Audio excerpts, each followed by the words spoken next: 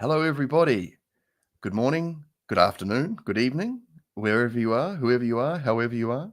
Thank you so much for joining us. My name is Phil Rice. Welcome to the live stream update for the Kickstarter campaign for the Wizard of Bros with Dr. Peter Duchemin. I'm just going to run through some quick housekeeping before we bring Dr. Peter on. And that, first of all, I want to say a big thank you to Violet Flame Studios for sponsoring the live streaming software this month. Please go to their website, violetflamestudios.co.nz, where you can see an update on the various digital products that they are creating. There is some exceptional content on the website that you can explore. Everything from their mission statement to what they're up to. Now, they've just loaded up a dev log, and that so you can see essentially what they're up to. But here's a gallery that you can explore as well, and you can see some of the level of the quality of the content that they're sort of working with here. And they've got some incredible artists working on this project, and I'm very blessed to actually be part of this. So I just want to say thank you to the team, and thank you for sponsoring the live streams with the wonderful upgrades so we can get more goodies for the guests. Now, I want to say that, we're going to be updating on the Kickstarter launch of Dr. Peter Duchemin today. So without further ado, I'm going to bring Dr. Peter on. And, hang on, let's get this right. So, hello, Peter. How are you, sir? Oh, very well, Phil. Good to see you. Thank you so much for joining me, and exciting times indeed. Yep. And what's happening, man? Welcome back. What's happening? How's things getting along? Oh, doing very well. Keeping very busy. As you know, the Kickstarter launched as of yesterday, so I had delayed it to get the timing right, and so I decided that I'd launch it yesterday. I decided in advance. I used the calendrics that I was talking about to sort of time the span of it. But yeah, we've launched it yesterday, and we're hoping that we can get some interest. We've got a wide range of offerings. It's a bit of an odd Kickstarter because the goal is not extremely high, but the value of some of the pieces are actually quite high. So most Kickstarters you wouldn't expect to see a $12,000 tier, and the reason for that, we'll run through the tiers so people can see what's up too. So please carry on. Yep. They're not all $12,000. Don't worry about that. But the reason for that is that what we're doing is we're making bronze, and bronze is expensive in terms of labor and in terms of materials. So a bronze piece is a very valuable item that will last a long time, but of course takes a lot to make. And so really what I'm doing here is I'm building a seed inventory. So if we can get a few people interested at these high levels, then it's a go. I mean, all it takes is one person who wants the Thoth statue, and then the whole project is a go. And as far as I'm concerned, if I make one statue, I'll make two statues. I'll make one and give, for the backer, and then there'll be another one for myself to sell later. And that really just kickstarts my studio. So that's what this is ultimately about. But have a look. There's a lot of stuff on there, and it's not all bronze. There's definitely other interesting things. So should you be interested, should you be someone who wanted to contribute at a smaller level, that's totally excellent, and there's lots of good stuff for it. If you want to go for the jewels, then I'm game. Oh, I love it. Yeah, so welcome to the Wizards Foundry Forge, everybody. This is these are things that are designed to last for a long time. It's a bit hard to build a pyramid nowadays, but we can certainly leave behind some very durable artifacts that have got a lot of intention and intelligently sort of like built and infused into the end item. And let's roll down here and just sort of like explore the Kickstarter page here. So basically, I love it that you're from St. John's too. That's really fun. Oh yeah, yeah. That's. Do you know St. John's?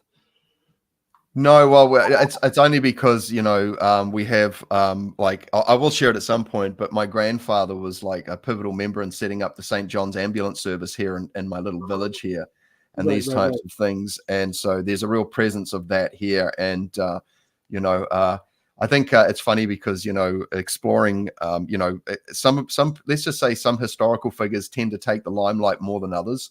And Yeah, there's not maybe that deep of an understanding of some of the other figures. And Saint John himself, I'm talking about John the Baptist, was an interesting yeah. figure for lots of reasons. And but yeah, just enjoying that name at the moment personally. Wow. It's an But interesting and magical town. oh yes, oh yes, oh yes. Now let's have a look at some of the. We'll run through the main Kickstarter page first. So you've set up some beautiful, very clear images here, and I'm wondering if I can zoom in a little bit here. No, it's not going to let me. Yep. Never mind. Okay, so this is obviously one of the beautiful calendar pieces that you've created, and these holes are peg holes. Yep. And we talked about this on the last stream, but this is a really great image for people to get an idea. So this is like an interactive sort of calendar that you pretty much Yep. work with each day, and That's you right. can this is going to help sort of guide maybe like a practice that you can design, or could you give us a quick an overview of this item and how it can be used? This item is it's called a parapegma, and that refers to a counting board for a calendar. It was the original way that calendars were kept before they became printed materials. So it was usually a wooden or stone object with holes in it, and the daykeeper was tasked with moving a peg through those holes. So it's a bit like a cribbage board. This particular one is the piece that I've actually already cast in bronze. You can see it right here. Oh And wow! it, Hang on, I'll pull that up, brother. Hang on, I'll pull that up. Look at that. There we So go. here it is. And this is actually a wooden carving. So it has all of, I don't know if you can see it, but it has, I'll show you on the back. It has all the grain of the wood, which Oh, isn't something you only see in a bronze work.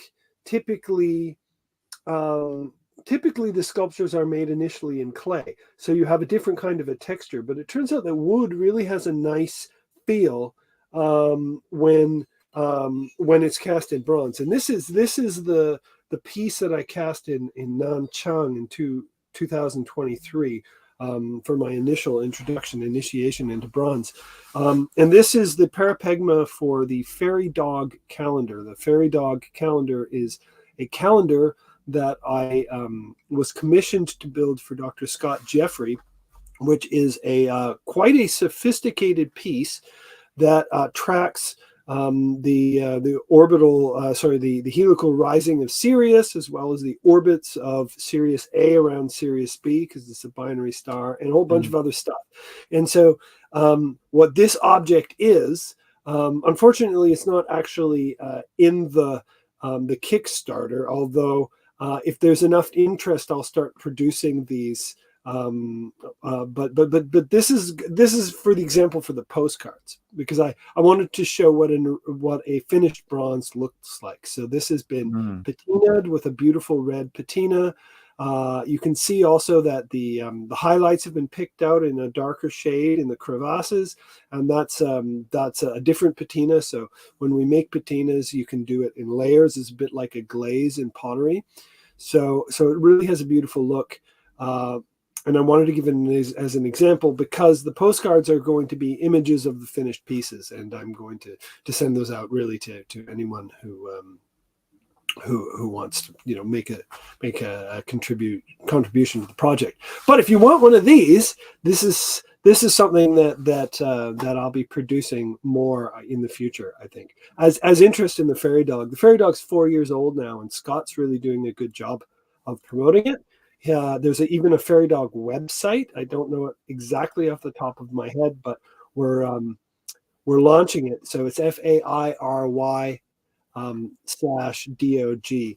And so this calendar is 4 years old, and we're going to launch an app this New Year's. New Year's is Oh, wow. 20th. So this is what I can do, and I think the offerings in this Kickstarter are as excellent, if not even more so than this initial piece. Yeah, wonderful. Thank you for that. My gosh, what a great explanation. And sorry, and you mentioned a new year, but it didn't quite come through. What was that new year again? The Fairy Dog New Year is August 20th, and it's calculated by the heliacal rising of Sirius. That means when the sun rises with the star Sirius from the elevation of the top of Munro Schiehallion, which is a mountain, or Munro they're called, in Perth, Kinross, Scotland, and it is the house of the Sidhe, the good people, the Fae. So the reason it's called the Fairy Dog calendar, I've been on top of that mountain, and the reason it's called the Fairy Dog calendar is because when Scott and I decided we were going to do this, I asked him, okay, I'm ready to do a calendar. You're up in Perth, Kinross. I'm interested in Schiehallion. Maybe I could bear that in mind. And he said, well, what I'm interested in is Sirius. So I thought, well, how about this? The calendar starts from the top of the mountain when you see the rising of Sirius. So it's connected to that. Hence Sirius, the dog star, and Schiehallion, the Fae, or the good people, as we call them here. Yeah. Now, I've got a slightly unrelated question, just because you mentioned the 20th of August, and in the one of the other communities that I'm sort of involved in, there is a significant cultural event arising, and we know that many cultural events that we see that get plotted for certain dates can be quite purposeful. Now, some people might say it's from a marketing point of view, but some dates are strangely purposeful, and one of those is that there's a significant, and it comes from the Chinese mythology. There's a game coming out that's an exceptionally mastercrafted piece of work that's been in development for many years, and it's called Black Myth Wukong, where you play the Monkey King in Chinese mythology, and that's getting released on the 20th of August. So I'm just wondering, just quickly, are you aware of any particular relevance for the 20th of August within Chinese mythology? Not as such, but I will say that part of the design of the Fairy Dog calendar was to link it up. So it has a 5 seasonal structure rather than a 4 seasonal structure. It has 5 seasons of 73 days in it, and they're linked up to the Wuxing, to the Chinese elemental system, rather than to the Western elemental system. And I aligned it so that the 5 seasons are attuned to the same timing as the Chinese mythology. So the first season is wood, followed by so that'll August 20th will inaugurate wood, followed by metal, followed by water. Earth, followed by metal, followed by water, followed by wood, followed by fire. So it's in sync. So in a way, it shares the momentum of the Chinese rhythm, if you will. Oh, great. Thank you. Yeah, wonderful. I always like to find these things out because I keep tabs on things, like I know that there's calendar magic. If you imagine a rave where everybody's dancing and you can feel the swell.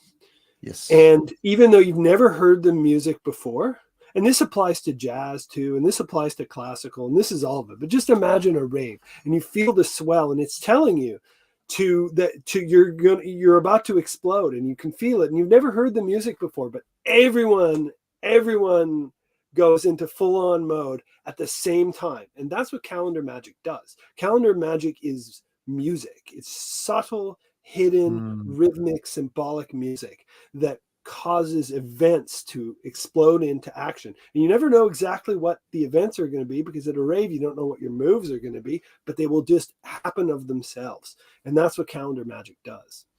So it almost gives you like a perceivable sense of anticipation. You know, something's coming. You can hear the crescendo starting to arise and evolve, or the event in the song. And yeah, I mean, that's really interesting. I like that, the way you phrase that, because you're right. You know, like we know, I mean, if you just take the moon, for example, and you know, that's an easy one. All right. So let's keep rocking here. What do we got here? Okay. So now we have the good doctor in the laboratory carving away here. Now, this is obviously you. This is you working with clay. Yeah, this is clay. So why would you work with clay if you're going to be making bronze things? Please enlighten me. All right. So bronze, the way bronze is cast is that a bronze piece is originally it's a replica of an original. And I will take a bit of a digression, because I know we're talking to people who have some interest in Hermetics and Kabbalah.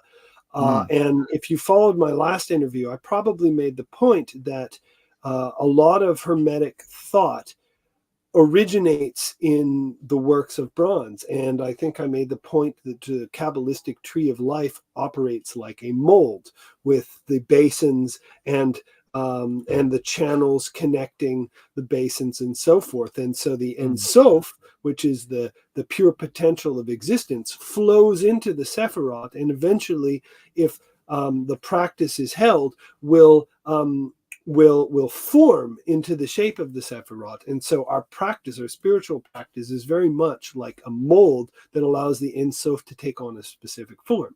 Well, the same idea applies in the literal sense of making bronze. Basically, what happens is this: you assemble an object in the physical. That's the primary object. So that might be in clay, that might be in wood, whatever it is. You get something. Then you take a mold of that thing. So usually what we do now is we make a silicone mold. Silicone mold is a flexible, easy way to do it. And so we wrap it in silicone, then we break it apart so we have different parts of that object in the mold.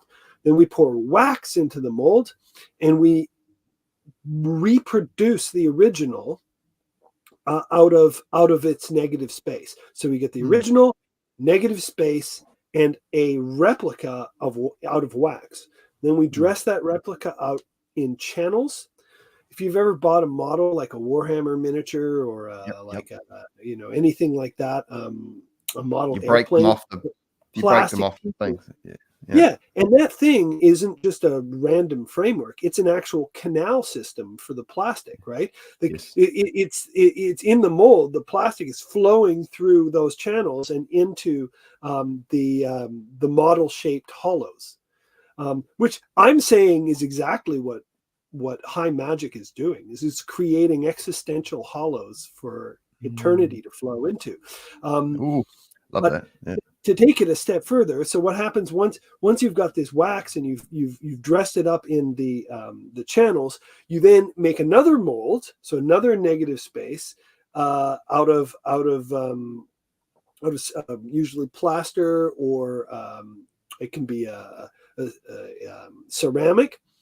And so then you melt the wax out, so you have another negative impression, and you fire that so it can withstand heat, and you pour the bronze into it. And then you bring it out, and it's got all the channels on it, but you cut them off and you polish them up.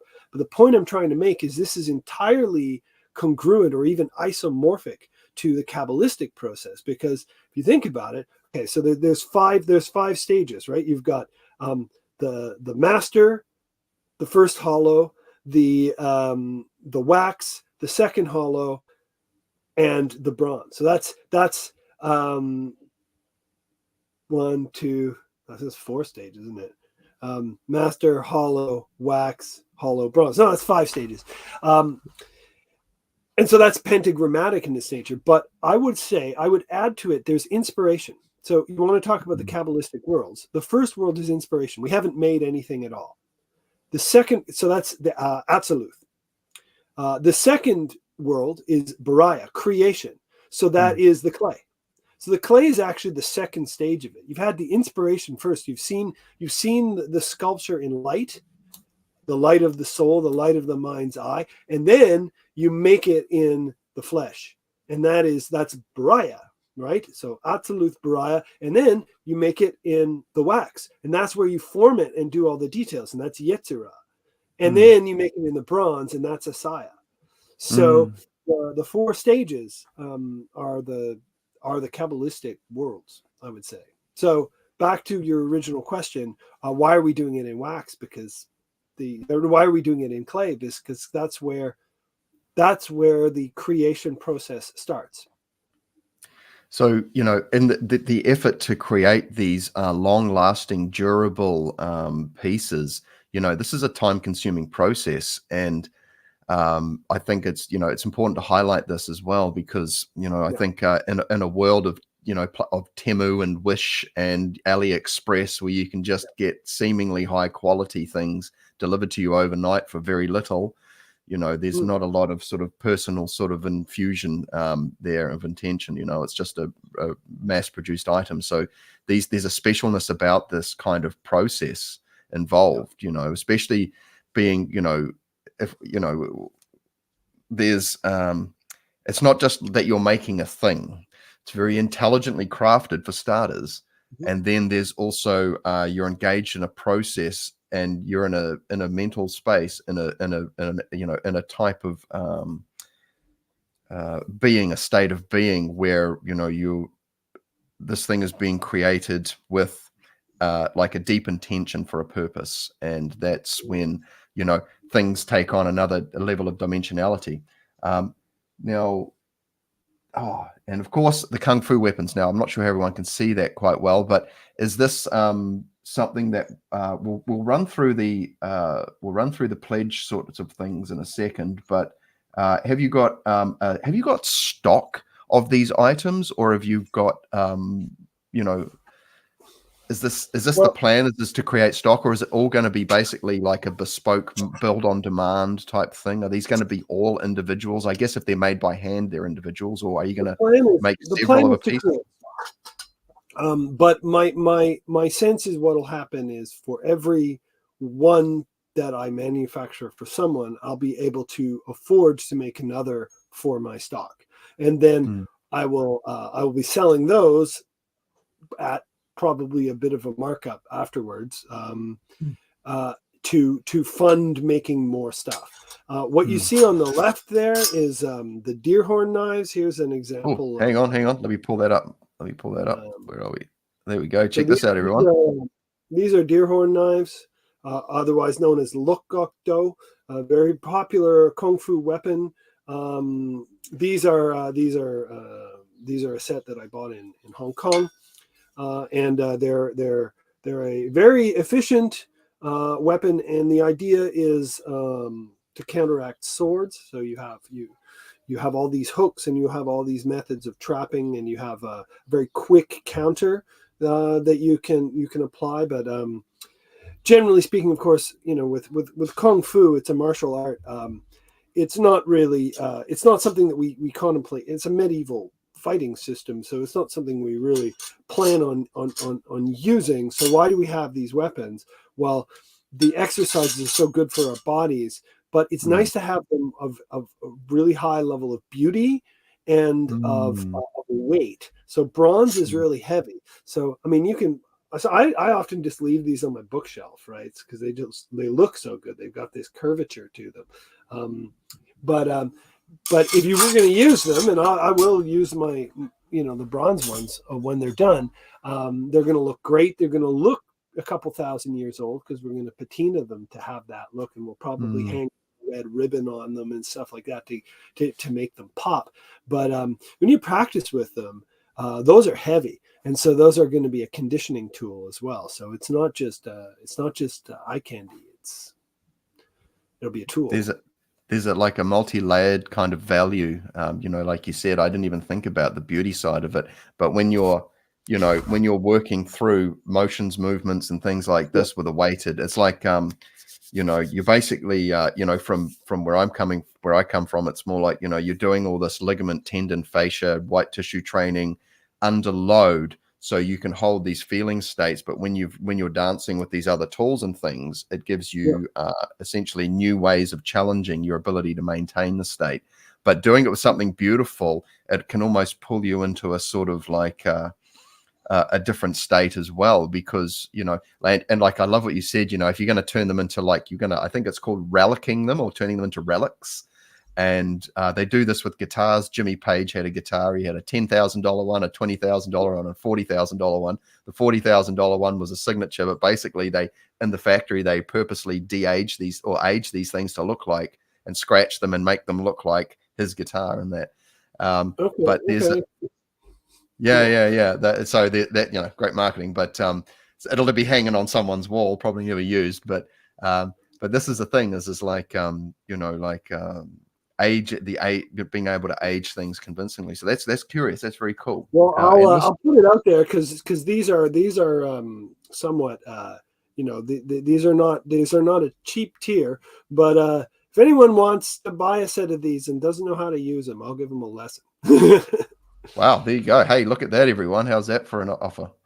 I mean, the thing about this Kickstarter is I feel like it's going to be quite personal. I think, I'm thinking that there'll be a few people that really want to engage with this. I don't expect 10,000 people to show up. But I hope to meet, and even if the Kickstarter doesn't succeed, I hope to meet people who are interested in this stuff. So, I'm making contact with everybody who pledges, and I'm starting a dialogue, because I don't want it to be a sort of an impersonal thing. And I'm going to sign off these too. Like, so one thing you can do is you can engrave them after the fact. So these are going to be originals that can't be reproduced. They're going to have my, they're going to have my my monograph on them and everything. Plus, if you want to get one of these pieces from me, we can start up a conversation. Like, that's almost a given. I really think that this is something that's becoming a bit of a thing, where there's a lot more sort of personal interaction with much less people. People that are really, really interested in the topical material. It's a niche, even a micro niche in some ways. But the thing is that there's people out there who really appreciate the process and like to know and engage with the creator. And I have lots of creative friends who are getting into this mode as well, because you can do the 1,000 fans at $5 each, but then you've got this very discerning crowd that like to enjoy connecting with the creators, especially. Like, this is quite a different realm of creation, especially because of the time intensity. There's a bit of a danger factor to it as well. And I think, you're working with primal forces, truly. I mean, the fact that this is all born out of fire, I mean, this is just so beautiful. It's now it's I want quite to a just thing to witness. I mean, we're gonna have videos of the whole process, so we're gonna put them up there, and like I said, I'm gonna stay engaged with everybody. Everybody wants to get involved in this, as far as I'm concerned, is my community, are my people. So this is not, you're not strangers that I'm making something for, and I'm not shipping this off to a manufacturing facility. I'm making all of it. I'll have a little bit of help, but I'll be there with my hands on it at every stage of the process. So, and if you're on board, then you'll be there with me, because I'll include you.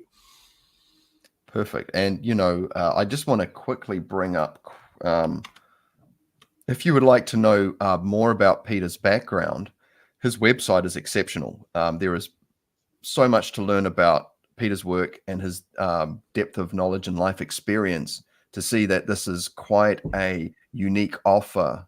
And so, this is, like he said, this is a personal situation here. And so for those of you, especially those of your practices, or looking for functional art, or looking for, there's much to be explored here. So now, and obviously here's this Thoth statue, and this is very cool. Now it may be a bit hard to see here, but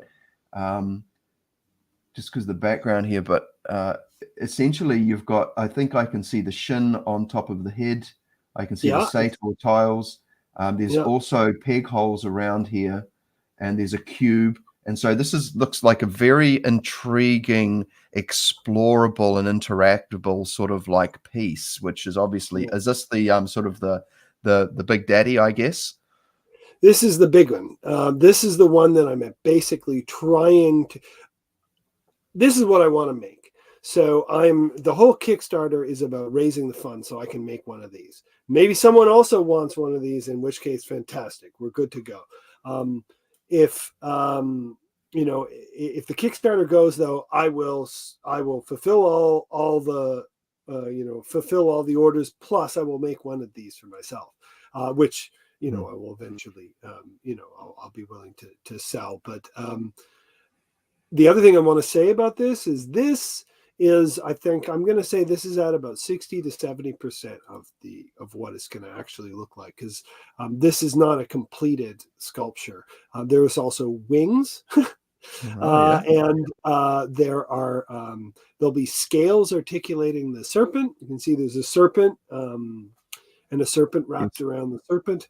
There's a crown on top of it. You can see the Mobius strip. There's going to be just loads and loads and loads of fine detail, because that's how my brain works. But I took a shot of this in process just to show you sort of where it was at. But this is 60%. This is so fun. Like, It's also it's about 2 feet tall. Wow, that's significant. Yeah, and I mean, obviously it's going to weigh 100 pounds.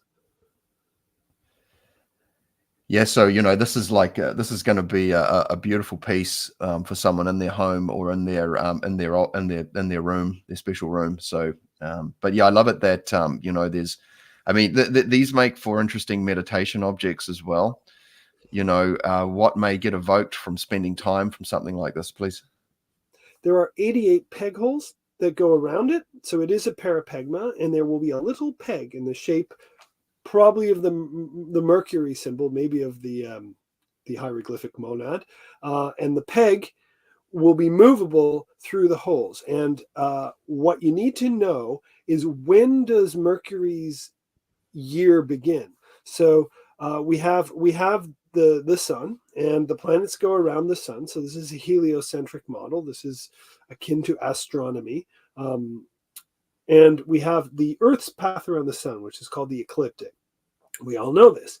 The planets, from a heliocentric point of view, cross the ecliptic and have nodes. Just like the moon has the draconic nodes, Cauda Draconis and Caput Draconis. Well, from a heliocentric point of view, all the planets have those nodes. So Mercury has a north node where its orbit crosses the ecliptic going north, and it has a south node where it crosses going south. It has an 88-day orbit. It is, I believe, 14-degree Taurus right now, and that'll change, but it'll change over periods of hundreds of years. So that node is in 14 or 24-degree Taurus. I think 14. So you can pinpoint it to a day. You can get an exact day when Mercury crosses the north node, which means Mercury's year. So you move the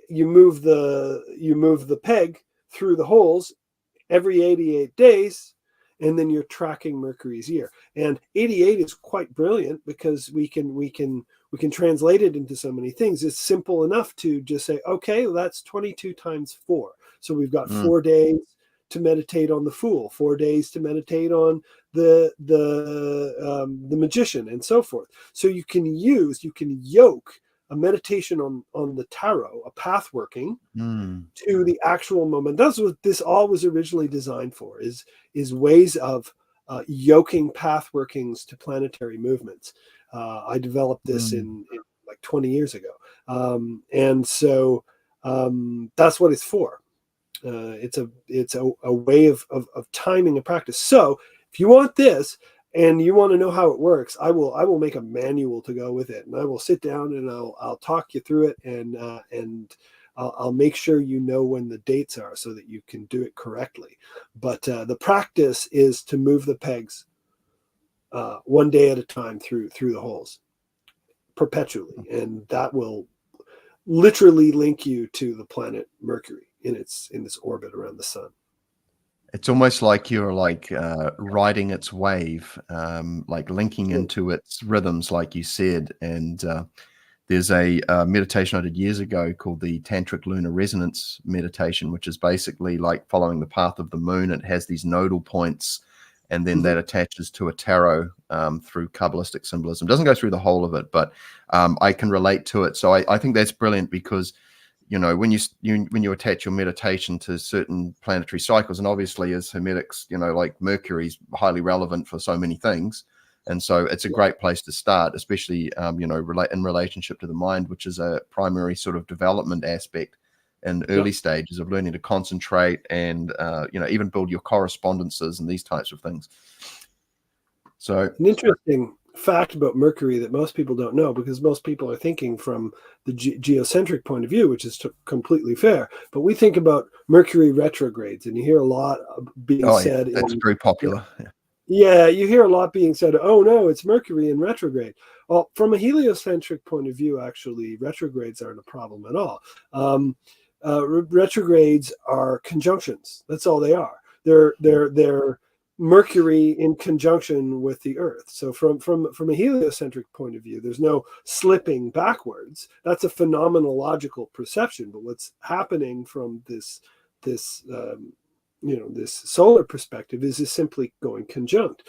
But there's an interesting fact about Mercury that is untrue of all the other planets, which is that Mercury in the course of its orbit will go conjunct with every other planet once, at least once. Very rarely it goes conjunct twice, because the other planet has slipped a bit. But if you think about it, the Mercury is the inner arm of the clock. So it's the master timekeeper of all of the planets, and so it's going to go conjunct with all the planets because it's faster than they are, and so it's going to go. And so you can actually take a Mercury year, and you can analyze it in terms of not just the abstract 88 days broken down into a tarot path working. You can say, okay, here's 88 days in the tarot working, and here are all the conjunctions. Here's where Jupiter's in play. Here's where Saturn's in play. Here's where the Earth is in play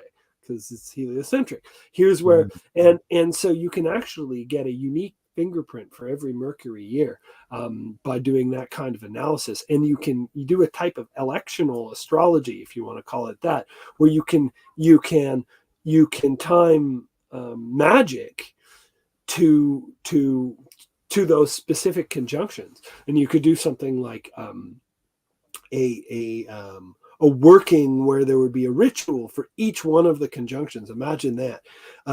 You're using this calendar system and you do a ritual for, Venus, Mercury, Mars, Jupiter, Saturn, Uranus, Neptune. You could do, any combination. You can even do other things like Ceres and Pluto and Eris and all that kind of stuff. So there's a ton of possibilities to this, just from a magical point of view. That's the magical system that inspired all this. But that's what this is. This is my, I guess, my first of the calendars from my magical system. Finding new ways to play and bringing it in, into the physical more. So that we have, because like you said, we can. There's a lot of I've noticed it, especially in New Age circles, a tendency towards sort of accessorizing with things, but only at maybe. To be fair, and this is not so much of a criticism as an observation. It's not as maybe deep as what people say. They become sort of like popular slogans and mantras like Mercury retrograde and things like that. And certainly there does appear, I mean, we had a situation the other day when myself and one of the bros was trying to connect to do some online tutoring, and his machine he woke up to and all the settings had to be reset out of character. And then I'm getting up and I can't access my website and everything's going funky. And it turned out the Mercury went retrograde a couple of days beforehand, and I'm totally open to that being a thing, but if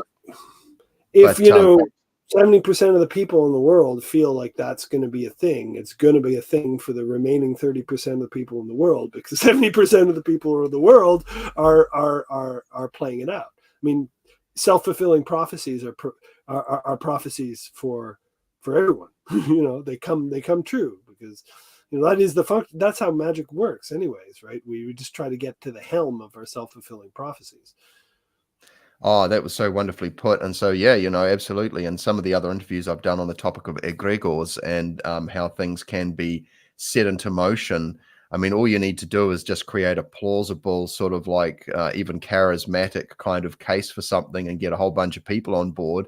And then it starts to become actualized, because, there's ways of presenting things to put things into motion.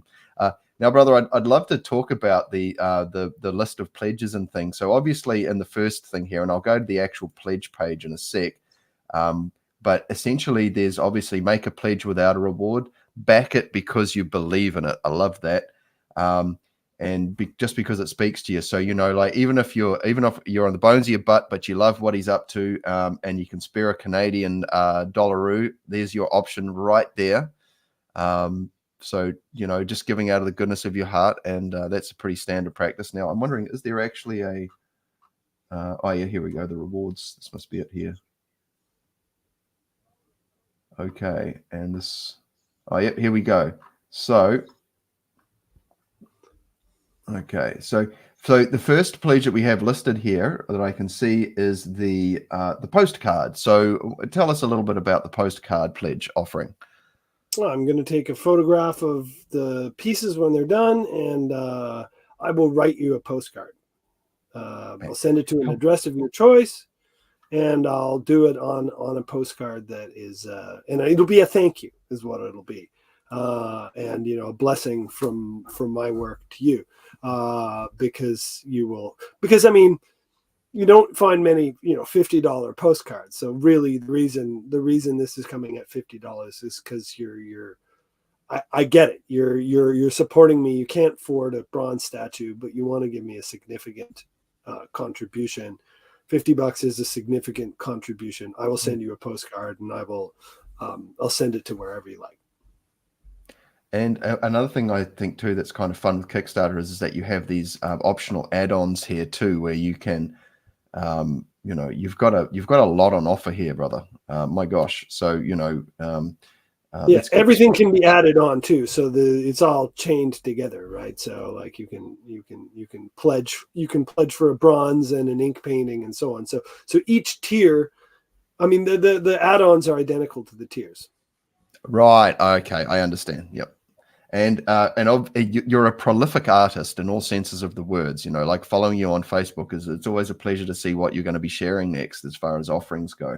And these are beautiful pieces here that they're just so different, bespoke, and curious. And so as far as paintings go, I mean, oh yep, no frame. Okay, so basically is this worldwide shipping? Yeah. Now, what I have made pretty clear, and I should make it clear here, is that I am not including shipping in the pledge price. And the reason for that is because I don't actually know at this point where you're going to be, how much the piece is going to weigh. So when it comes down to it, we'll have to calculate the shipping at the time. In the case of something like this, it's unlikely to be. So it is worldwide, yeah. In the case of something like this, it's unlikely to be extremely expensive unless you're somewhere very unusual. Like if you're in Chad, talk to me and we'll figure something out. When it comes to the big piece, right, the Thaw statue, the shipping will be very expensive. But maybe I'll just buy a plane ticket and come visit you and bring it to you in person. I don't know. We'll figure something out. But yeah, that's why the shipping is not. Yeah, that's the shipping great. Is not yeah. yet. Yeah, and of course it's going to be related to where you are and these types of things. Absolutely. Totally. Okay. And so oh, wonderful. And you've got an $88 tarot reading here, and this is obviously an area that's that's an area of specialty for yourself, Yeah. and I think this is essentially a way where people, everyone's going to get something out of any one of these pledges, and there's many things to choose from here. And so is there anything you'd like to share about your particular style or way that you do tarot? Yeah. So I am not trying to predict the future. And what I'm really trying to do is act as an interpreter for the tarot. And we do a sitting, and we will untangle a knot. People come to tarot readings because there's something that they want to untangle. And I don't tell people what to do, and I don't try to disempower people, railroad them into some interpretation or another. So what I like to do is provide interpretation for the cards, and then work with you to gain insight into the situation that you're in. And I would say that a responsible tarot reader is always looking to take advantage of any situation, regardless of how the cards fall. If you're getting all the supposedly bad cards, a skillful reader can turn that to their advantage. In fact, arguably, a really dark looking reading might actually be more powerful in terms of transformation than a superficially pleasant reading. But yeah, I read with empathy, and I tell stories. And basically, a tarot reading with me is an hour or 90 minutes discussion about art, philosophy, existence, symbolism, and an intent calibration session. Wonderful. Yeah, I loved how you framed that. In my own readings, I just call them conversations using a tarot deck. You've got a thing, we put it on the table. These cards are essentially containerizing the situation, and we look at it objectively. So you're removing it from yourself. You're not caught up in it. We're talking about it.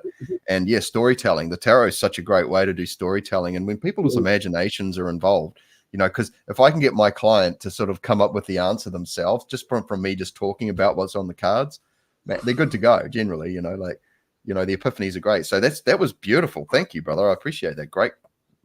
A wise man once said to me, the Kabbalah is a stomach. The tarot is a stomach. The I Ching is a stomach. All of these things, there are stomachs that take existential events and they digest them, and they break them apart and they metabolize them. So sometimes we can't digest what's happening to us. That's why we use magical systems, is to help us digest events. Fascinating. It's funny, just on the 8th of the 8th of this month, which I think that was your Kickstarter launch. Yeah, it was. Yeah. Yeah, Not on purpose, but yeah. I know. 4 is also 8. There you go. So it's 888. Exactly. Yeah. And it's funny because I think it was the day before or something like that, my YouTube channel hit 500. And then when I was just like, I've been doing a lot of work, and my friend, she was at one of the local op shops, and she found a brand new Rider-Waite deck unopened at the op shop, and she sent it through to me, and I'm like, man, this is cool. But yeah, I also want to say that on the thumbnail for this video, I used Venus's metal and oxidation to color it on top of a gold banner in honor of, because I knew you used an astrological timing for the launch. So these are all things to add power to the situation, everybody. I'll also say this, that the rate that you're getting is better than my usual rate. My usual rate is $100 an hour. So like, if you're doing it via the Kickstarter, you're getting it at a discounted rate. That's a really important thing, everyone. Now, Peter's microphone was a little low there, so as the host, I'm going to elucidate on what he just said and say, if you want to get a reading with Peter at a much cheaper rate than you normally would, do it through the Kickstarter, you're supporting the process and you're getting something of great benefit. And Peter's obviously meeting you halfway here in so many ways, even more so. So thank you. And of course, the next tier we have is a larger image, something to put up on the wall as a talking point next time you have kombucha cocktails at the house. So that's also another one. I should say about the ink paintings, I should say that those images that you see are just examples. So I'm going to pick one. It'll be an original. So that's one of the ones that I have. But if you're pledging for one of these, I will just pick one and send it to you, and I'll write you a note.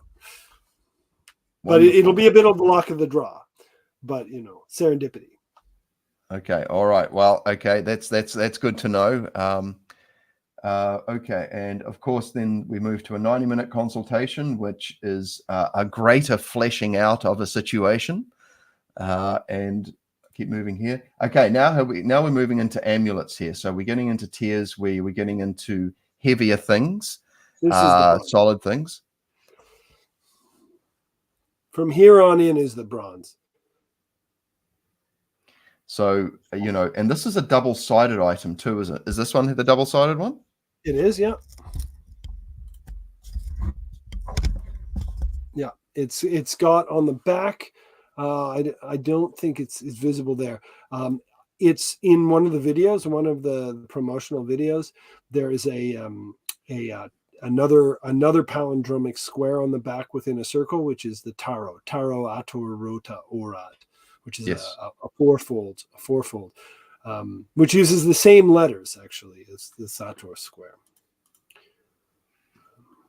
Wonderful. So now we're getting into the territory, guys, where you make a pledge and you can, and like Peter has said, the shipping will have to be determined based on your location and where it's being sent, these types of things. But something like this, I would assume, it's probably not too heavy on the weight. Although to be fair, if it's a chunk of bronze, it's a chunk of bronze. So. This one's a smaller one. This is really an amulet. So we're looking at maybe an inch by an inch. Oh wow! Okay. An inch and a half. So this is going to be a small thing because what we're doing is using 3D. I've got the sculpture, and I'm going to 3D scan it, and I'm going to shrink it down.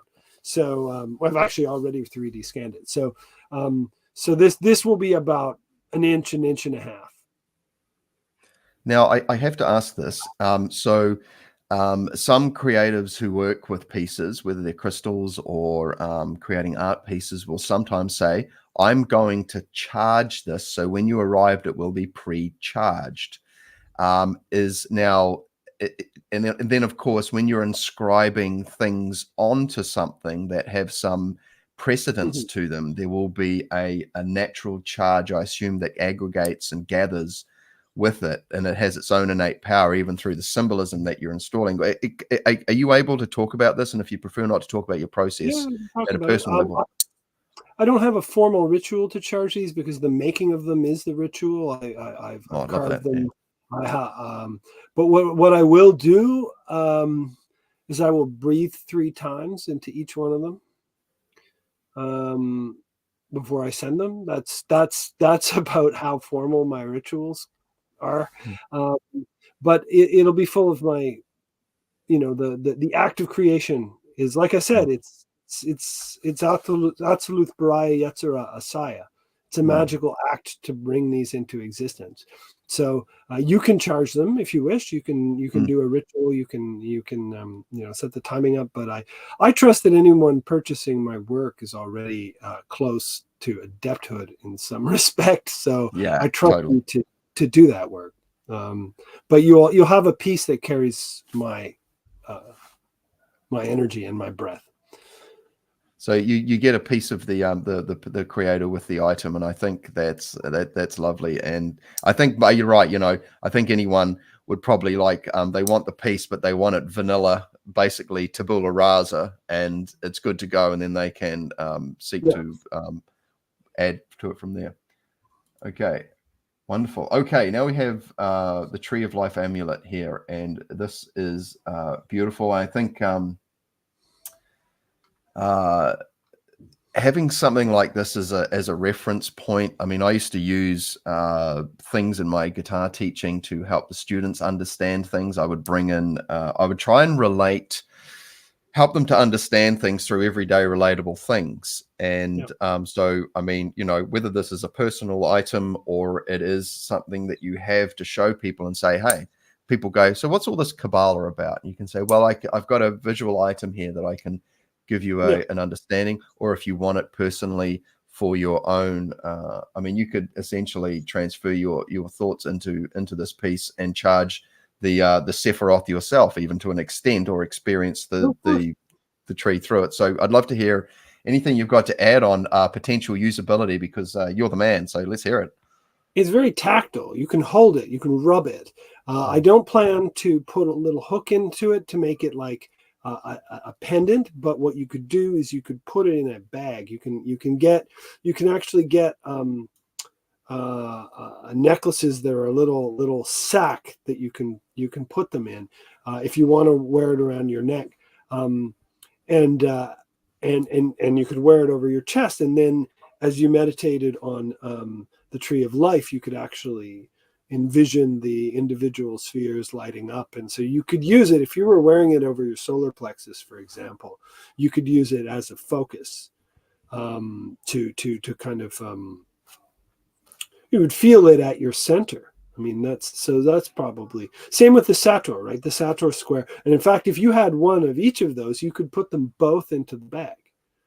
And I mean, this, maybe you're not, so you're not, you're not at the goth club showing it off, right? But it's sometimes better to hide your tools, right? So I would say in a little kind of medicine bag, if you buy both the amulet and the tree of life, you can put them both in the bag, and you can feel that this energy there. It's an anchor, is really what it is. It's an anchor. Not just literally, like you could probably use it as a paperweight, but it would be a missed opportunity for just that. But yeah, totally. Like, you're right, anchor like a preset to get into a certain state of mind. Sorry, yes? The back of it has the lightning flash on it too. I didn't quite make that clear. Again, in the video, it's there. So if you turn it around, you can see the lightning flash going from Keter to Malkuth as one magical moment from Keter to Malkuth, to quote David Bowie. From force into form, beautiful, illustrated and in an item. Okay, what do we got here? Okay, so this is is a larger Sator, is it? That's a proper tablet. That's to sit on your altarpiece. Yeah. Okay. Or at the center, and it anchors. I mean, what people don't realize all the time about Sator Repo Tenet Opera Rotas is it's a square, but it's also a pentagram. And there are 5 of them in it. So the use of Sator Repo Tenet Opera Rotas, just saying it once, erects 5 pentagrams, or 4 pentagrams, one in each of the directions, plus a tenet cross that connects them. And what's interesting is that n reduces to 50, right? Which is 5, which is also at the center of the Lo Shu square. But so the Sator square is a recipe, an energetic recipe for instantly emanating a magic circle. That's a very helpful tool. So people, please, let's keep rocking here. A solar amulet. Okay, so please, some elaboration, good sir. It's an amulet in the shape of the sun. That's pretty much it. It is on the main statue. It's essentially radiating out of his chest. But I decided that I would also make a version, and that's again something you can put on your altar. So, and you could put it on top of the Sato square, right? So it would sit there, it would have a certain beauty, or you could put it wherever you like. So it's an altar piece. Beautiful. Yeah. Okay. All right. Here we go. So, and this is okay. So this is a wand. Yeah, same thing. Only it's going to be about about just shy of a foot long. So it's the tree of life on the end of a wand. Wonderful. That's a very cool idea. I've got to say, like one thing about talking to you and learning about, what you get up to and reading the various things that you post in that is that you have such a fun and playful and unique approach to like repurposing things, or not even repurposing, but finding new value and functionality in them.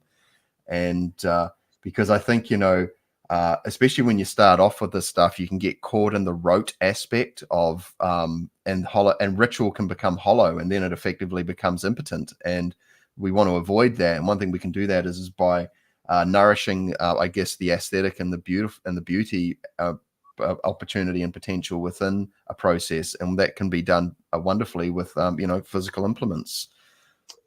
Magic is here because it was created, and it was created in a mind state of play, intense, serious, yet also whimsical play.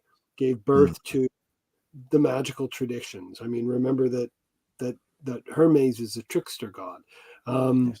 and so it's important for us to remember the mind state, not just the mind state that practices magic, practices ritual, but the mind state that creates it. And that can be that's usually something that you tap into after it's quite some time in practice. It's just like cooking, right? You start with recipes, you follow recipes for a few years, but at a certain point you don't need recipes anymore. You can create a dish in your inner palate. You can sense it.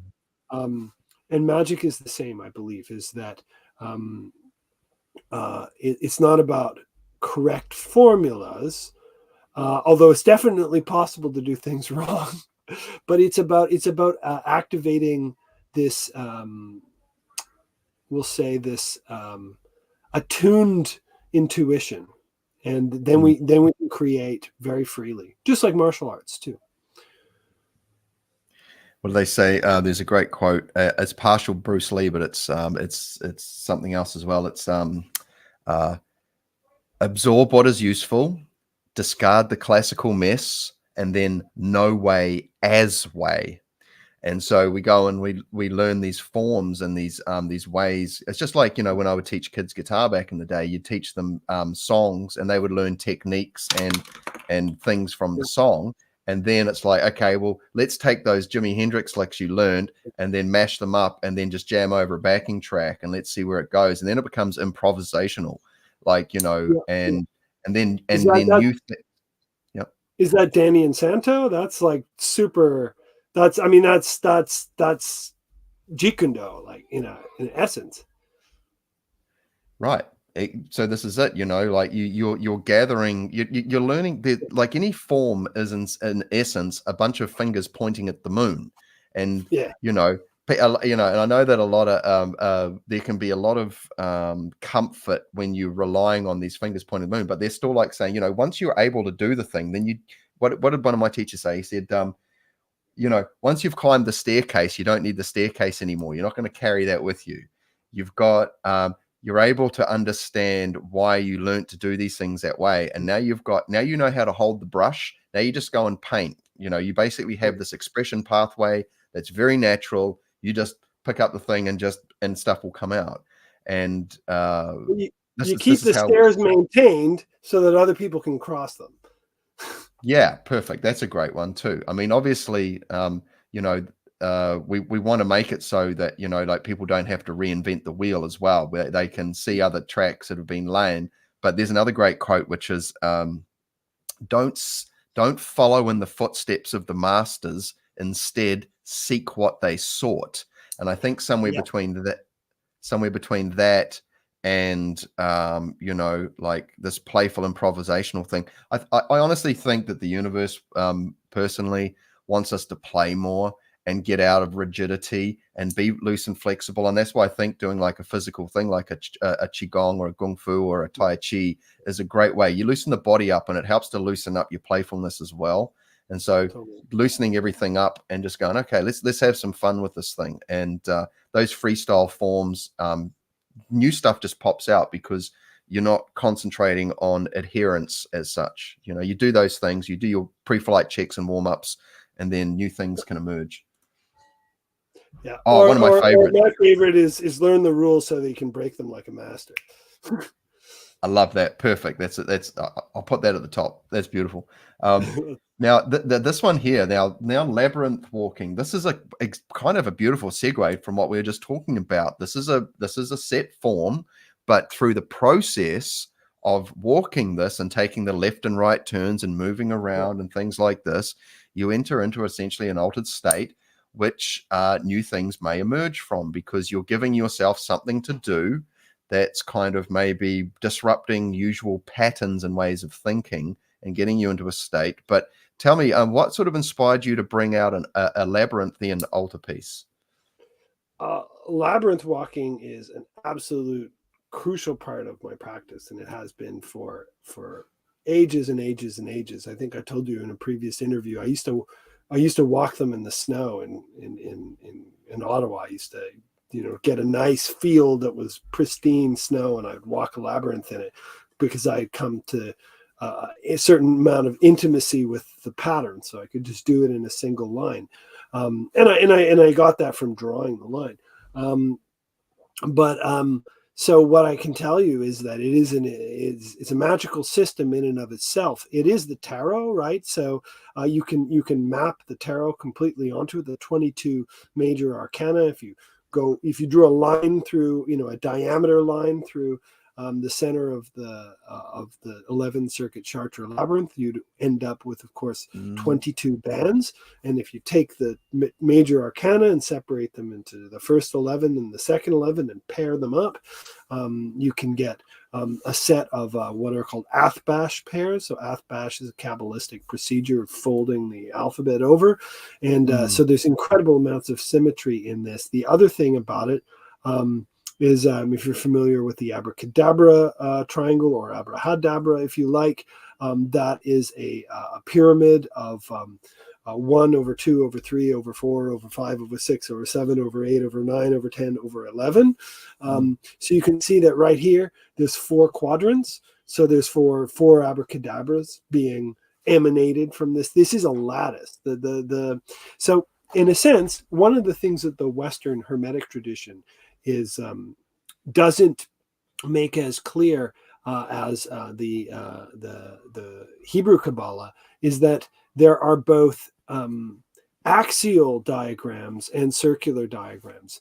And I believe, and I learned this from the work of David Chaim Smith, the axial diagrams, like the tree, are called yoshers, and the wheel-like diagrams are called igul. And one thing that we do in focusing entirely on the tree is we ignore the kind of onion skin approach to the very same system. So you could take the tree of life. Look at this. We've got 22 paths, right? And then look at the elbow joints. So there are, on the left side, there are 3 elbow joints. On the right side, there are 3 elbow joints. And in the front or top side, there are 4 elbow joints, just like the 3 pillars on the Kabbalistic tree of life. So you've got the mercy, severity, and mildness. So in fact, the Chartres labyrinth is isomorphic to the tree of life, only it is a yoni. The tree of life is a phallus.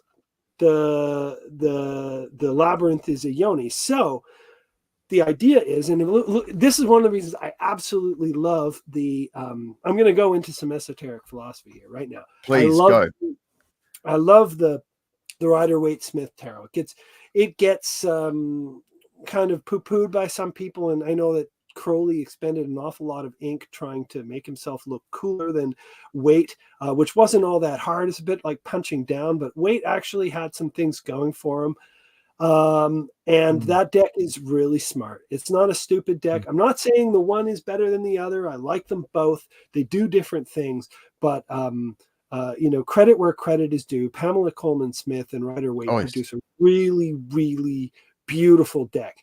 And one of the things I really like about it is I'll tell the story of the wheel. Okay, so the wheel is quite obviously the labyrinth. It's the circle. It's the arrangement of things in a kind of we'll say a horizontal.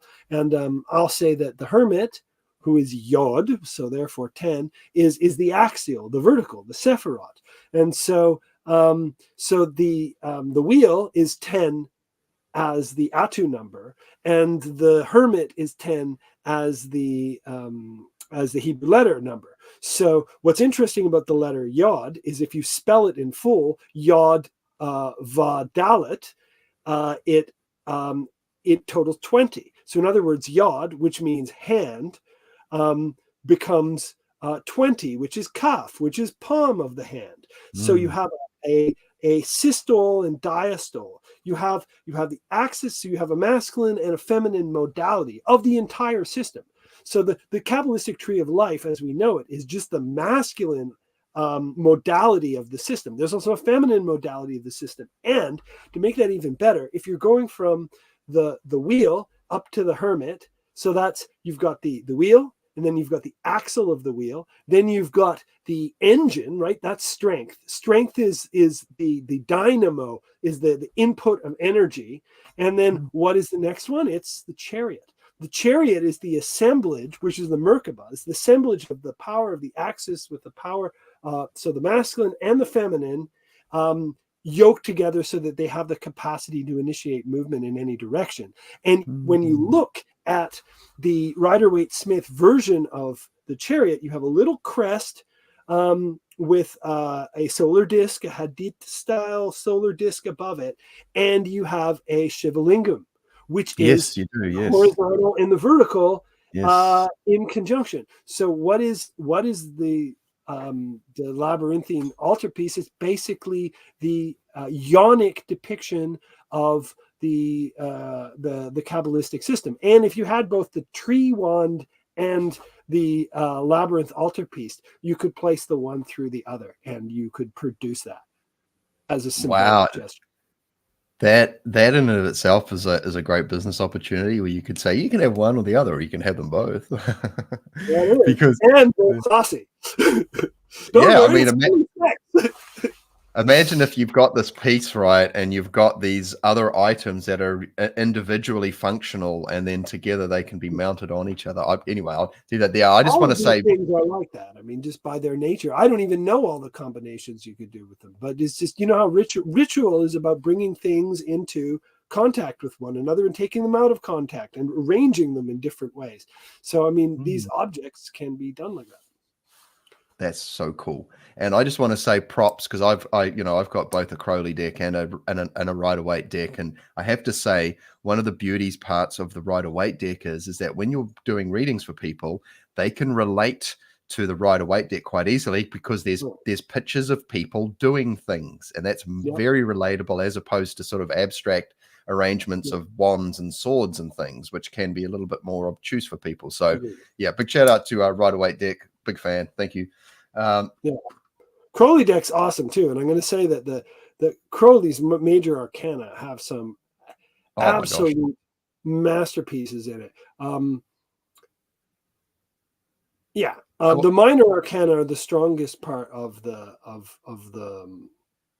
Rider-Waite-Smith. The minors are just wild, but Crowley's majors, with a few exceptions, I think are just astonishing. I think the Lovers is just mind blowing, and actually the wheel. I mean, the Wheel of Fortune, the Thoth deck Wheel of Fortune is just super dynamic, because it shows actually the wheel, and then on an orthogonal plane, a 90-degree plane, it shows the magic circle. So it tells you, that you can sweep the wheel up and around like a giant Ouroboros, and that the magic circle is like a cross section of it. I love it. Oh man, we better do another catch up and just do some tarot talk, my bro, because this would be so much fun. Riff forever, man. Yeah. No, I love the artwork. The Lady Frida Harris artwork is just sublime. I mean, I would love to have some of those things hanging on the wall, because they're just so beautiful. Now, what do we got here? Okay, now we've got serpent daggers, and we're certainly getting up in the price range here. And these are obviously, once again, shipping will be charged at time of delivery. But these can be used for your gong fu, your qigong. You could use these for ritual. Tell us some more about the role of a dagger and why you chose a dagger. Well, I practice a set called the Bei Sao. Again, it's Cantonese because I'm doing Honggar. And I made the tools that I want. This is actually what all of this is I made the stuff that I want to have on my altar. So I'm hoping that I can make a bunch for people who want it, and then I'll have this set too. I want to practice with them. I want to take them to tournaments. They are not in a Chinese aesthetic because as a Kung Fu practitioner, I think it's partially my responsibility to not try to appreciate that I'm learning this this cultural this culturally this jewel, if you will, Kung Fu being this incredible jewel, but also I'm not of Chinese background, so I think trying to mimic a Chinese aesthetic where I am not of the culture, my fluency is not perfect, and I thought that I would make tools that fit me because they're the tools that I made. So that's a little bit behind the thinking, but they are definitely I've made them with with that idea of playing Bei Sao form with them, and so it's a double dagger form. So this is coming with 2 daggers. So this is the 3500 is not for one, it's for 2, because the assumption is you're doing this kind of stuff. Oh, wonderful. And I'm totally resonant with you on the topic of, what you're saying about like emulating or mimicking cultural aesthetic as a Reiki practicer, and a keen interest in I guess the form and also where it was born from as a with Reiki being Japanese, and that there's part of me that I'm probably not going to get dressed up in a kimono, so to speak, or a thing, because but I still respect the form in a sense, and there's certainly a lot that the culture brings to it. But I just don't find myself naturally wanting to sort of, I guess, throw myself into that culture, because I'm finding that I'm trying to find a sweet spot between who I am and where I'm from, and also what I'm working with. Yeah, you don't want to make a cartoon out of it, right? You don't want to sort of make a mockery of it, and oh, look at that guy pretending to be Chinese. I'm not pretending to be Chinese. I know that I'm not Chinese. I have so much respect for the culture, and I'm learning everything I can. I'm learning to read it. I'm learning to write it, but I know that I am not Chinese. So I'm not going to pretend. I'm going to just basically put out exactly who I am, where I'm at. My enthusiasms come from my heart, but I'm not trying to dress them up in any form of mimicry. Yeah, beautiful. Well said. Thank you for that. Because I'm also trying to find out, where that's at for me as well, because essentially if we're introducing cultural phenomenon into a region that's that it's not born from as well, I think there's a way to do it tastefully and respectfully. Cultural appropriation is obviously like a big thing here in New Zealand. So okay. For sure. That being said, I think at least for the way I was taught Honggar is in the language, so the forms are all the stances and everything is given in the language. So I feel really like responsible to learn the language, because I do believe that the language is not divorceable, especially traditional martial arts. I know this is an aside, this is kind of a tangent, but I do think that traditional martial arts are married to the language that produced them. And I would say that if you're learning a traditional martial art, I would say consider learning the language that martial art came from. And that'll at least open some doors to you. You'll be able to talk to masters who don't have English.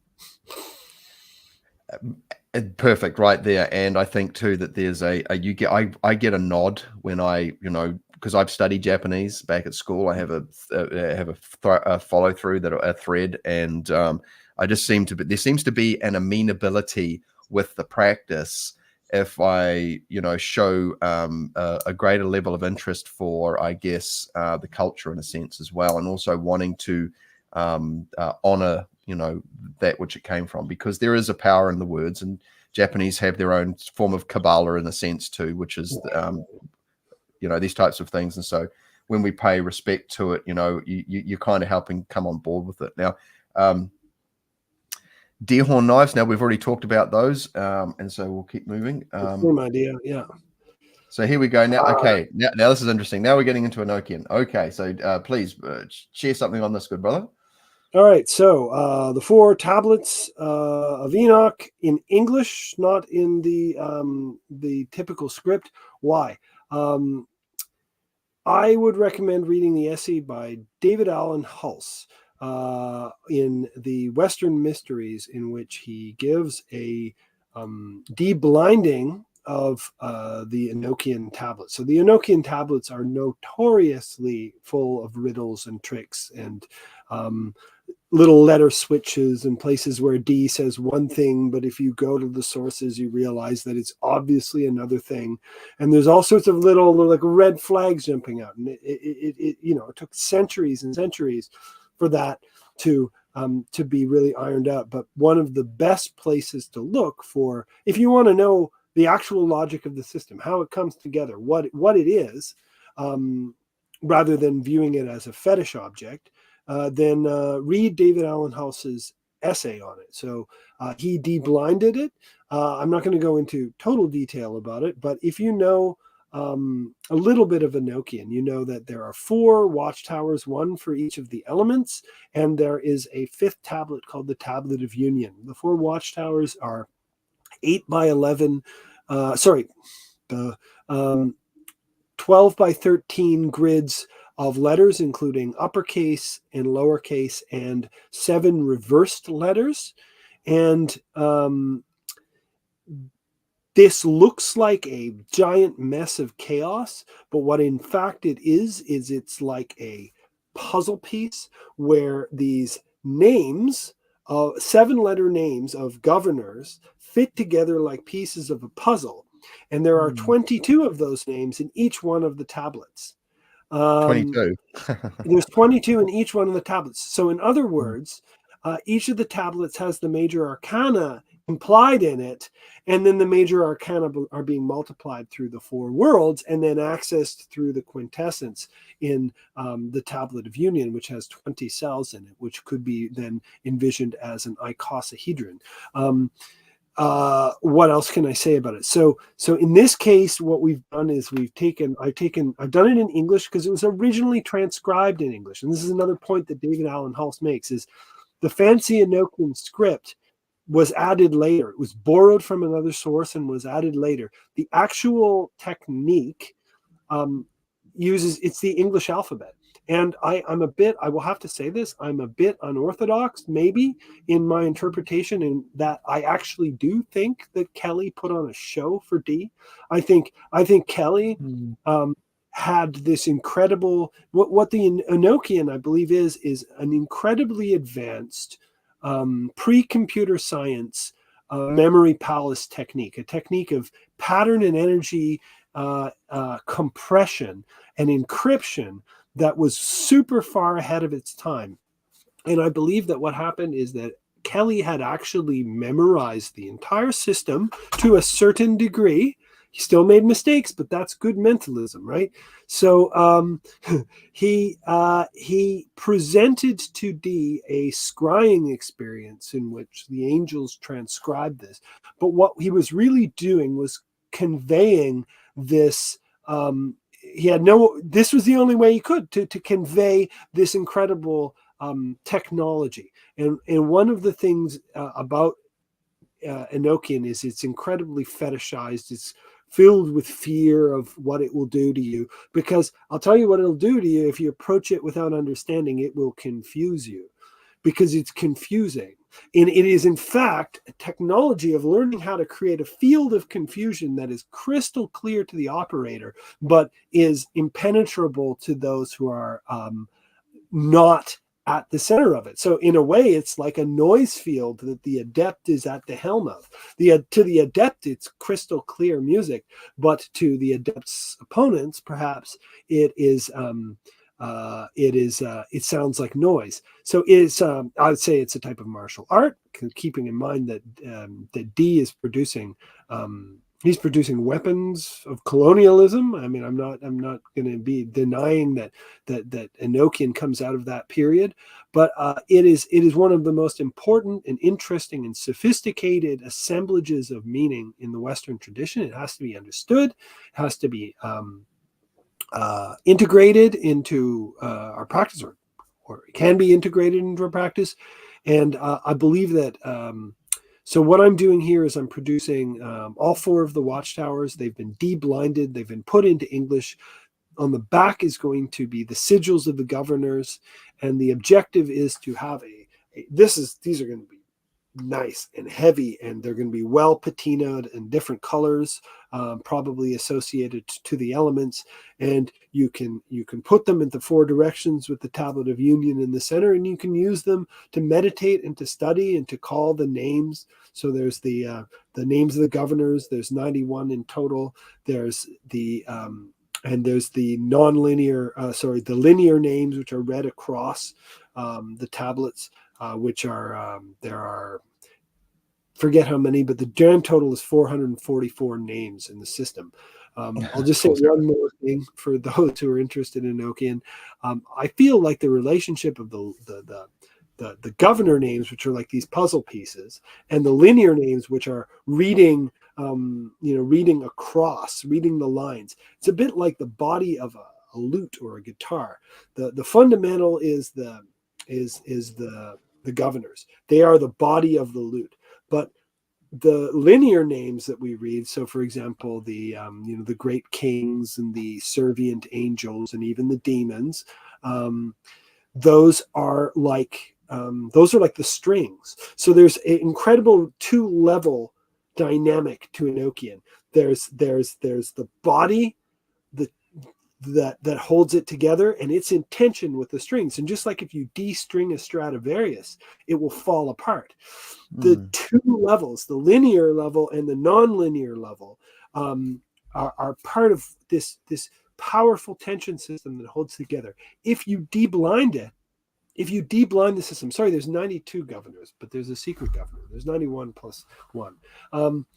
But if you de-blind it, it is absolutely crystal clear. It's completely consistent, and it's programmatic, and it lets you draw pictures in the air with only your voice. You can inscribe pentagrams, anything you want.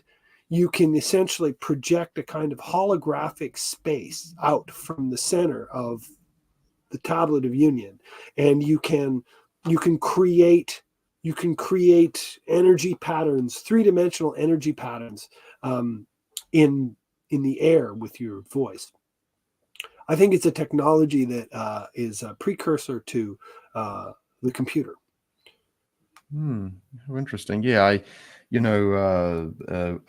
start looking at cymatics and making sound visible, just with geometry as a starting point, and then taking that to another level where like there is a color and some kind of rhythmic dance involved. But I wanted to ask this too, as far as like if you were going to color these to be appropriate for the elements, what sort of coloring system would you use for your elemental associations, Peter?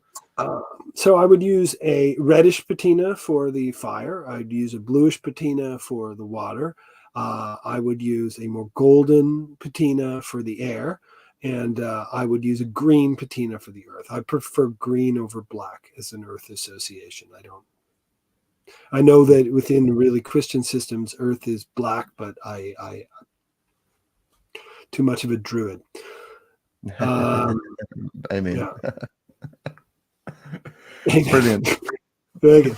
Yeah, so that'll be it. And then maybe, an interesting approach would be to try to get a kind of a rainbow effect on the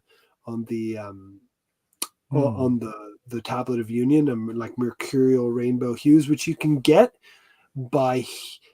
It's very elusive, and so each one will look really different. But you can get it by heating it at high heats and then withdrawing the flame at exactly the right moment, and then that weird kind of is it like an opal? Yeah, well, on like a mother of pearl-y kind of, rainbow. I don't know Yeah, how to yeah, yeah. describe it. If you haven't seen metal that has been heated to if you heat it too far, it'll turn dull. But if you hit Yes. it to exactly the right temperature and then withdraw the flame, and you're talking like you got a torch, right? You've got a little. If you heat it to exactly the right temperature and then withdraw the flame, you'll get these scintillating hues. I probably Ah, do something for the Tablet of Union. that's great. Yeah, I mean, what a fun way to play and just getting it right. I mean, that's the art of the craft, isn't it? It's like Yeah, in between those little places are magics that are yet to be discovered, and just someone accidentally may have pulled apart, or they got an intuition, pull it back, and the next thing, wow, we've got a whole new way to finish something totally. here to give it another level of interest and intrigue. Yeah. Um, And of course, here we are with the epic Thoth statue, Dolth. How do we pronounce it? What's the various ways you can pronounce the word Dolth? That's probably the most correct way. I What's have no idea. Let's say thought. thought? Love it. Let's just As in, say thought. yeah. Just to be cheeky, because I don't know the answer, so I'm going to default to thought. So this prompts me, like, if you're going to be summoning or doing any kind of evocation work, and you're using the names, I would assume that there's a correctness, and maybe there is a little bit of a deviation that can, you can be a little bit left and a little bit right Yeah. type of thing. So, but I mean, as far as this piece goes, this is the piece de resistance, or whatever we want to call it, and uh, and so this one here, guys, this one here. If there's someone out there who's got a lazy 12 grand Canadian lying around, and you want a nice piece, and yeah, there's going to be a bit of freight involved, but Peter says he's going to go all out on this one if you buy one of these, because you'll be basically setting them up and for greater works. So I'll take it to your doorstep if I can. Again, if you're in Chad, I might have to withdraw that promise. Although I'd love to go to Chad. I mean, I think it's the most remote place I can think of. So, yeah, I mean, I would, in most circumstances, with a piece like this, I mean, I would want to get it into your hands directly. It's going to be heavy. It's going to be about 100 pounds. It's about 2 feet tall, 2 feet wide, and maybe a foot deep. yeah. And it is a calendar, and it is a centerpiece, and all the other stuff like the squares and the wand. That's all part of the statue, right? So he's holding the wand. He's got wings. He's holding the sator square. The labyrinth isn't there, but but like a lot of the other pieces, the solar amulet, that's part of it. There's a solar amulet projecting from his solar plexus, and a lunar crescent projecting from his svadhisthana, right, from his root or yesod position. And of course, you mentioned before that this, as we're looking at it, is only a 60% complete. Yeah. Yeah, So the detail, there's going to be much more detail. This is like a coloring book that hasn't yet been colored. I'm just showing you what the drawing is. All of this that's the case. I mean, I'm going to go all out into making this stuff even more epic than it looks. So we're coming up to the end of the combo here, and I just wanted to say thank you so much for your time and sharing this, and also what is there anything happening during the Kickstarter period that the listeners and watchers of this can participate in or keep abreast of throughout the period? Are you up to anything? Are there any sort of events, or what are you doing, man? How you probing the keeping the interest alive and the momentum going with well, I'm keeping updates on my on my Facebook and on Meta Magic Matrix. I don't have an event plan per se, but maybe I should cook something up. And I'm open to suggestions, and I'm open to dialogue. Anyone who wants to talk to me about this, even if you don't want to support my Kickstarter, even if you want to lambaste me for being a heretic, dialogue with me, and I won't talk to you for too long if you're lambasting me, but I'll at least acknowledge it. But yeah, no, interact with me, and I'm interested in your ideas, because this is the first Kickstarter I've done, and I hope it works. I'd love to hear what you think would make this next level for you. So, and also I'd just love to hear your ideas. Also, what would you like to see in bronze? I had people suggest things in bronze that I'd like to do next time, right? The emerald tablet. Like that's obvious, right? So imagine that with a nice green patina. These are all the things that I'm going to be in a position to make, but I want to get to that position because I need to raise the initial capital to make these things. But once the pump is primed, I hope to be the guy that brings you and brings the hermetic traditions and the magical traditions as they exist now, right? There's a weird thing going on right now in the contemporary world, this revival that's also a giant syncretic, melting pot of ideas. There's an ephemeral culture right now happening that I believe deserves to be recorded in a much more permanent form than the internet. And I think that's why I'm positioned here, is to listen to this incredible emergent culture and to bring its jewels into a form that'll last for thousands of years. Thousands of years this stuff will last. So give me suggestions. That's what I'll put it out to you. What do you want to see? You want to see the tabula smeraldina? Do you want to see alchemical woodcuts? What do you want to see? I'll see if I can cook up a response. Yeah.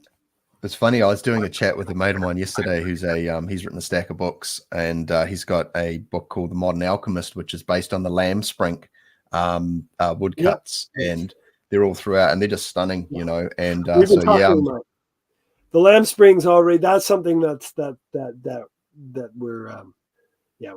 I'm currently working on that as a sort of concept. So I'd like to do that. I'd very much like to do the lamb spring. I've got a lot of exciting directions I'm going to take this. And actually, to be honest, I've got exciting directions I'm going to take this, regardless of how the Kickstarter campaign goes. I really hope it goes, but I'm not a one-trick pony, so I'm going to come at it from every angle that I possibly can. Kickstarter, or one-off backer, or if you have a business proposal for me, come and talk to me, because I'm going to do this whether the Kickstarter goes or not. But yeah, because we need to get these artifacts. We need to get these artifacts into a really solid form, and now is a great time to do it. And I'm the one who's going to do it. So talk to me. Oh man, that was great. You're right. Come hell or high water, this thing's happening. And and so like you said, I've got friends who are doing Kickstarters, and the Kickstarter process is a curious process in and of itself. But regardless, I think just propagating awareness of this process and the value that it can bring, and also the potential of where it can go.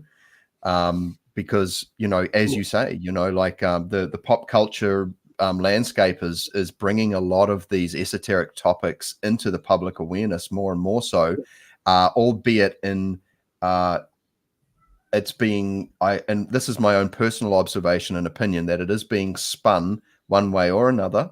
And there is some, and so, people who are wanting to get good understanding, what you might call right understanding, and that comes from origin points, but it doesn't mean that they can't be played with as well. And so there's a thing where it becomes, like you said, fetish kind of like accessorizing versus actual kind of like authentic kind of functionality, and also an understanding of, like how these things operate, function, and work. there's a sort of a place between those two things where they, you can have a lot of fun. And that's what I see you doing, man. And you're aware of the value of respectfulness of the origin, and also what's at stake here, because these You can innovate, just don't pretend your innovations are the original intent. Like if you innovate wildly, say, I'm innovating wildly, and these are the sources upon which I'm innovating wildly. Just don't say, look, I've got a transmission from Sirius B, and this is actually the true meaning of the pyramids. Don't do that. It's ridiculous. Say, I read all these things, and I have an intuition, and here's my riff on what the meaning of the pyramids could be. That's all you got to do. It's academic honesty. Yeah, that's beautifully put. I think that would do a lot of for credibility of the community at large, would be just to say stuff. Look, hey, is this worth something? Here's something that I wish to share.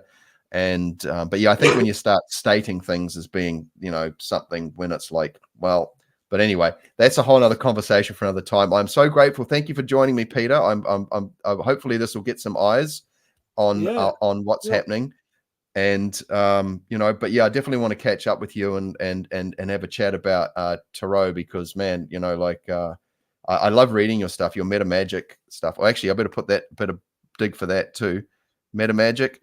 Search on Facebook, people, for Meta Magic Matrix. That is really fun art, and I have learned so much from following Peter. And I've been reading tarot for years, and his take on it has helped to really bring in a sense of understanding that I haven't really been able to harvest from elsewhere. So I'm very grateful for that. Thank you, sir.